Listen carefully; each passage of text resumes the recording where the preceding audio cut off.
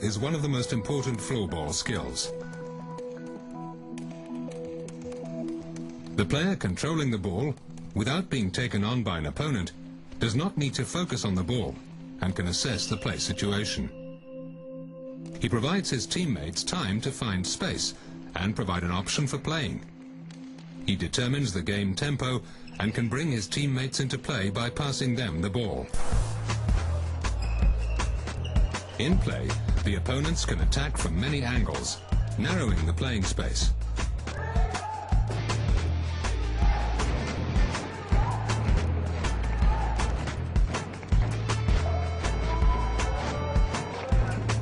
Under pressure from opponents, it's necessary to have a variety of dribbling techniques to keep the ball.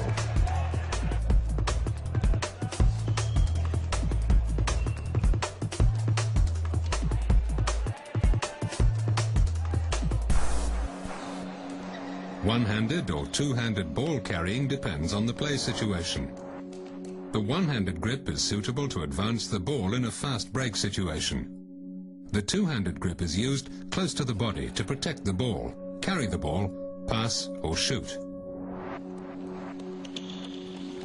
With the body balk, the player attempts to give the opponent a false cue of his movement in order to get past him.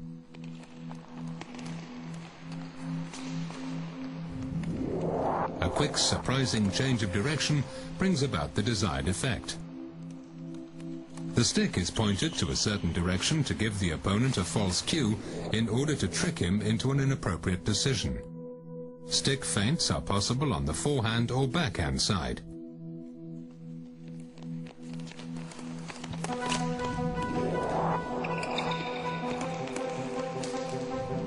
The ball is carried past the opponent.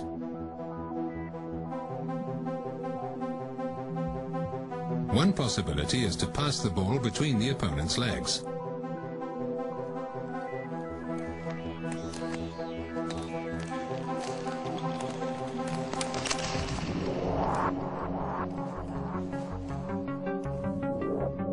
To surprise an opponent, a sudden change of direction is essential. By a sudden change of direction, the ball carrier gains a slight advantage over his opponent, which he can take benefit of. This feint can also be done in motion. With passing and shooting feints, the ball carrier displays another possible action. With eye contact and body positioning to a teammate, a pass is signaled, but the player decides to carry the ball past his opponent.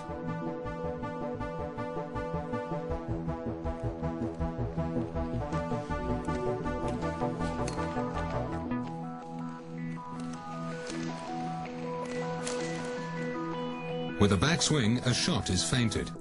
If the opponent reacts to it, the player can carry the ball past him.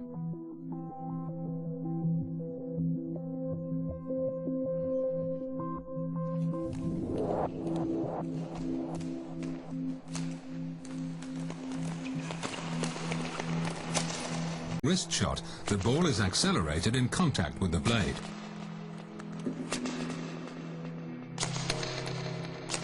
With a drive shot, the ball is accelerated with a single contact. The angle of the blade to the floor determines the flight angle of the ball. If the blade is at a right angle to the floor, the ball will travel along the floor.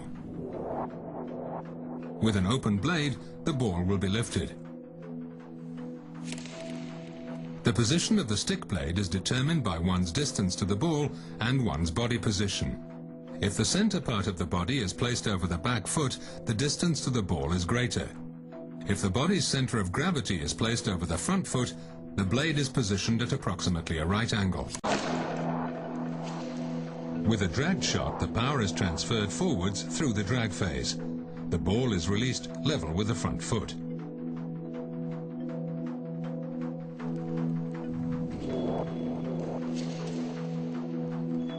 The blade is always in contact with the ball.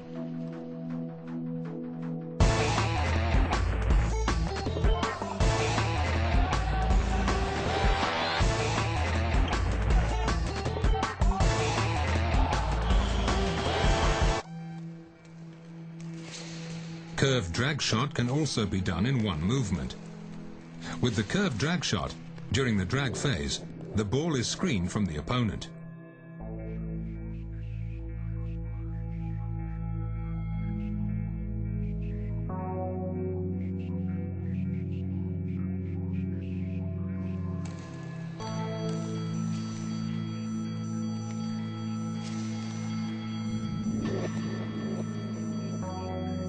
An opponent's block can be bypassed with a varied form of drag phase.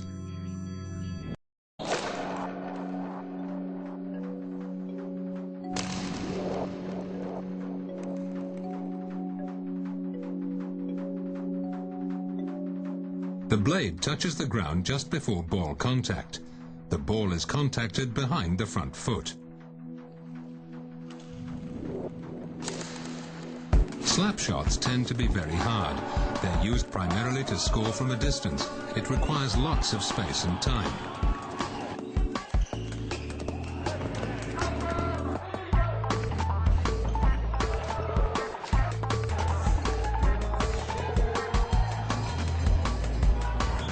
Most often a slap shot is used following a straight pass back to a teammate.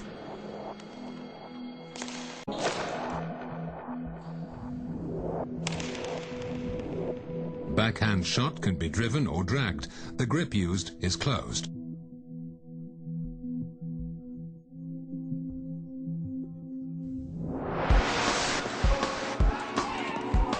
A quick backhand shot can be used to surprise and create scoring opportunities.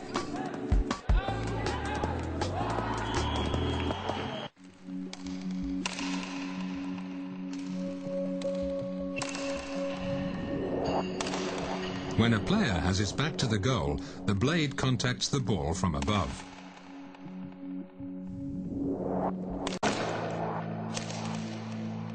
A wrist shot has a very short backswing. The release of the ball takes place somewhere near the front foot.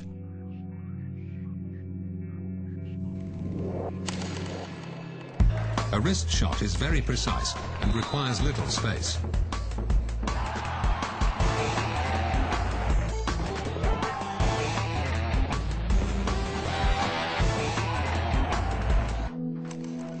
Ball delivery requires little time and space and can be played even under pressure from the opponent.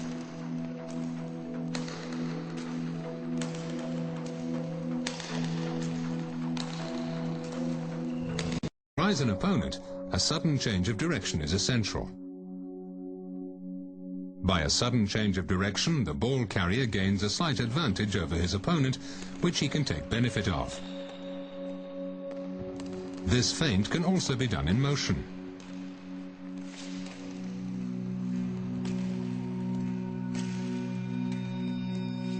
A flexible body position and quick footwork are essential requirements to play quick and precise angled relay passes. Take advantage of the sideboards to pass to a teammate.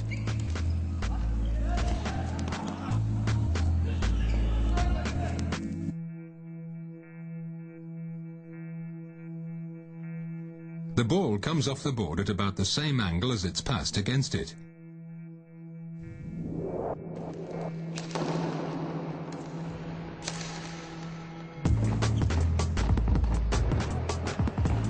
To gain enough time to receive the ball, the player feints quickly and runs off his opponent.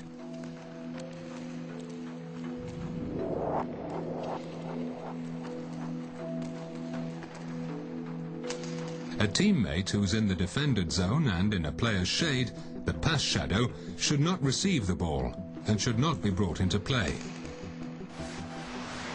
The basic position of the floorball goalie covers as much of the goal mouth as possible. It should be comfortable and flexible. Generally, all the goalie's actions start from that basic position. The upper body is leaning slightly forwards.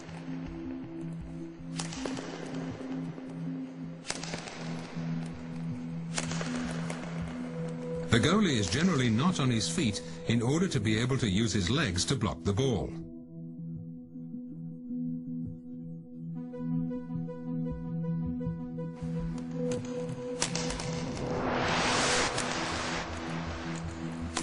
In an optimal blocking position, the goalie concentrates on the ball, not on the player.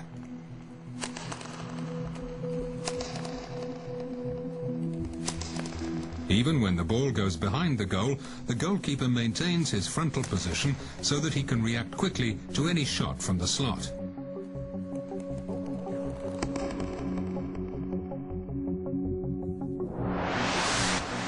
If the goalie remains on the goal line, the scorer finds a lot of uncovered goal area. However, if the goalkeeper moves forwards to the ball, he can almost cover the whole goal mouth.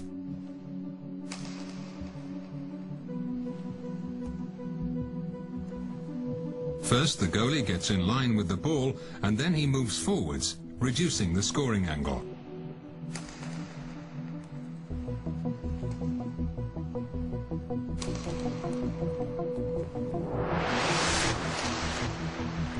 By moving laterally, the goalkeeper changes his basic position. He orientates himself after the ball.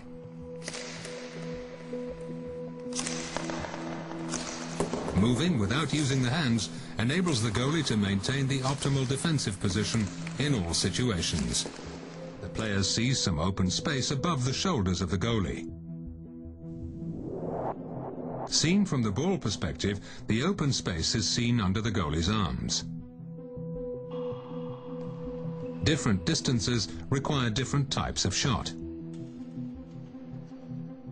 Drives and slap shots are more often used from greater distances.